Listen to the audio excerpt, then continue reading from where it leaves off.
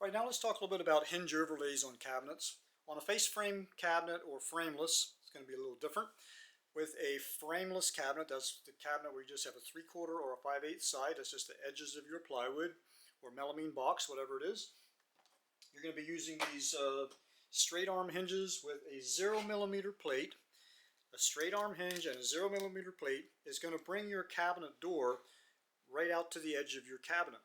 So the other thing you're going to do with your doors is you're going to drill these a little differently for face frame or frameless.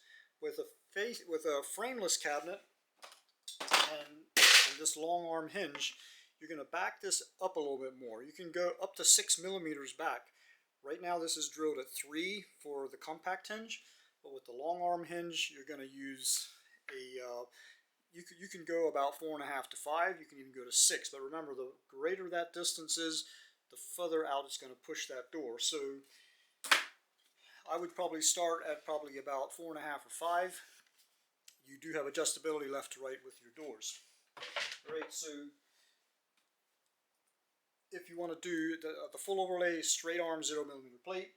If you have a partition where you're bringing two cabinet doors together hinged on the same 3/4 inch partition, you need a different type of hinge. You can use the what they call the half crank hinge. So this one is not straight, it's pushed up and it brings the door halfway back from the edge of the plywood. So now you have two doors halfway in from the edge on one single 3/4 partition.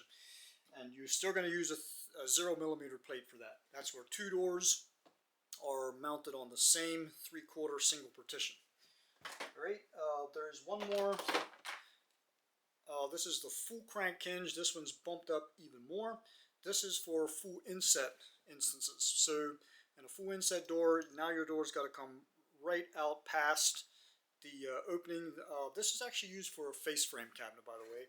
So full inset on a face frame, where you're bringing your door all the way in past the face frame and it's got to set back inside the cabinet. So you're going to have to figure out what size plates you're going to need, because these plates are mounting to this inside of the cabinet, and there are different thicknesses of plates that you can get to bring that to the exact place you need. You may have to play around a little with that depending on what size, how much space you have in there. There is also a mounting bracket that works with a full inset cabinet door that mounts to the back side of the face frame. I don't have any of those here, but you can use those as well in instances where you can't mount to the side of the cabinet.